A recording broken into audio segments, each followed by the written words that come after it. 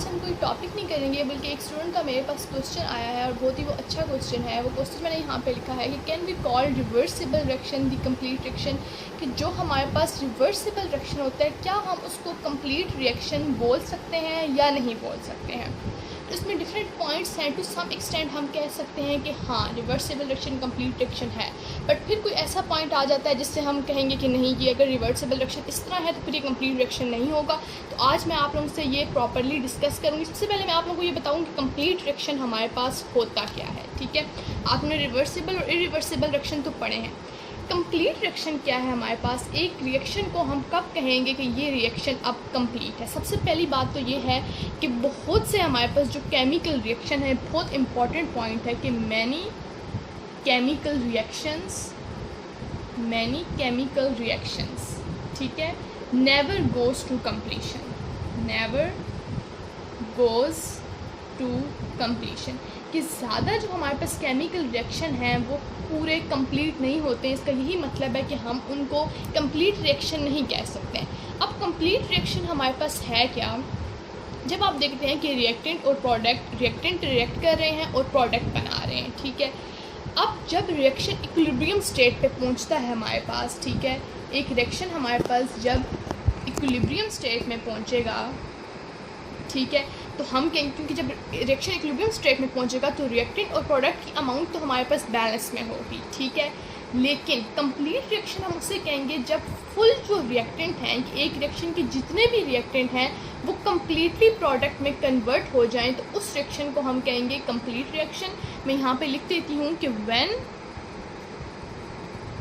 Whole reactants, ठीक है, reactants क्या है, जिनसे रिएक्शन स्टार्ट हो रहा है। ठीक है, जब तमाम रिएक्टेंट हमारे पास कन्वर्टेड इनटू प्रोडक्ट, जब पूरे रिएक्टेंट हमारे पास प्रोडक्ट में कन्वर्ट हो जाएं तो उस रिएक्शन को हम कहेंगे कंप्लीट रिएक्शन। और दूसरे वर्ड्स में हम ये कह सकते हैं कि कंप्लीट रिएक्शन क्या है, जब हमारे पास कंसंट्रेशन ऑफ रिएक्टेंट ज़ीरो हो जाए, कंसंट्रेशन ऑफ रिएक्टेंट हमारे पास ज़ीरो हो जाए।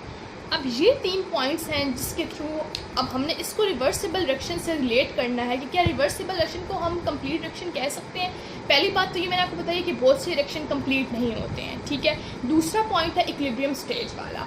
तीसरा पॉइंट है कि जब फुल रिएक्टेंट जो है वो प्रोडक्ट में कन्वर्ट हो जाए और हमारे पास रिएक्टेंट कुछ ना बचे, तो उसका मतलब यही है कि रिएक्टेंट की कंसंट्रेशन फुल ज़ीरो हो जाए, रिएक्टेंट हमारे पास कुछ ना रहे।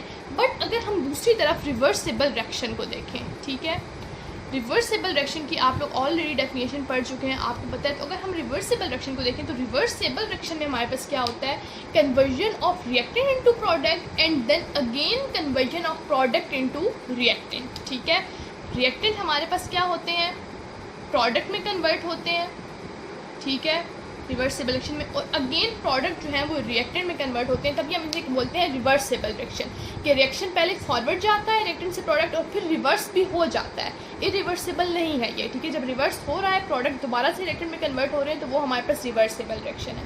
लेकिन अगर हम देखें, अब हमारे पास कोई भी हम एग्जाम्पल ले लें, कुछ भी है, हमारे पास रिएक्टेंट है, ठीक है, रिएक्टेंट रिएक्ट कर रहे हैं, प्रोडक्ट बना रहे हैं।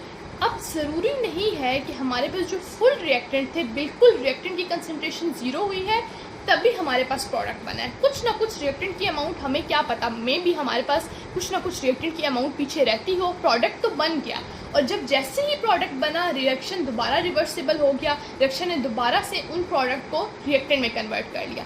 अब ये भी ज़रूरी नहीं है कि जो प्रोडक्ट हमारे पास बना है वो प्रोडक्ट सारा ही वो दोबारा से रिएक्टेंट में कन्वर्ट हो। ठीक है, क्योंकि अब हम उसको मेजर करने की डिफरेंट इंडस्ट्रीज़ वगैरह में तो चीज़ें होती हैं, उसके थ्रू वो मेजर करते हैं कि इतना रिएक्टेंट है, अगर रिएक्टेंट 50 है तो प्रोडक्ट हमारे पास 50 बना है या 48 बना है। तो इस तरह उसमें कुछ ना कुछ थोड़ा बहुत जो है स्लाइड डिफरेंस और स्लाइड चेंज ज़रूर होता है। तो मेरे ख्याल से अगर हम कह भी सकते हैं और नहीं भी कह सकते हैं, लेकिन हम, क्योंकि ये बात है हमारे पास कि बहुत से रिएक्शन कंप्लीट नहीं होते हैं, तो हम बिल्कुल एग्जैक्ट ये नहीं कह सकते हैं कि हम रिवर्सिबल रिएक्शन को कंप्लीट रिएक्शन कहें।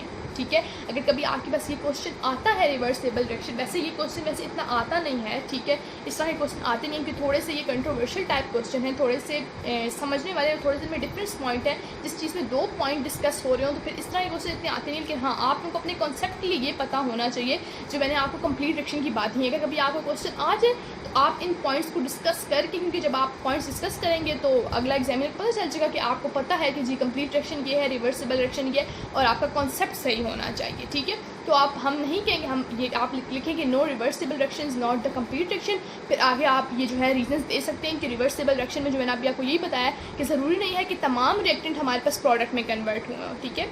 मशीन्स के थ्रू इंडस्ट्रीज़ वगैरह में तो वो बहुत तरीके से देखते हैं, उसमें वो कैटलिस्ट यूज़ करते हैं, कौन से कैटलिस्ट में रिएक्शन कितना फास्ट हो रहा है, कितने रिएक्टेंट प्रोडक्ट में कन्वर्ट हो रहे हैं। तो मेन रीज़न ये है कि रिवर्सिबल डायरेक्शन में क्या हो रहा है कि रिएक्टेंट प्रोडक्ट में तो हमारे पास फुल कन्वर्ट हो गए, ठीक है। अब हमें ये नहीं अभी तक पता है कि क्या रिएक्टेंट फुल प्रोडक्ट में कोई ऐसा टाइम ज़रूर आएगा रिएक्शन में कि जब रिएक्टेंट फुल प्रोडक्ट में कन्वर्ट होंगे, और ऐसा टाइम भी आएगा जब प्रोडक्ट दोबारा से होल वही वाले रिएक्टेंट बनाएंगे, लेकिन उनकी अमाउंट में जो है, क्वांटिटी में जो है स्लाइट चेंज लाजमी होगा। तो ये हमारे पास थोड़ा सा जो है इसमें एक पॉइंट था।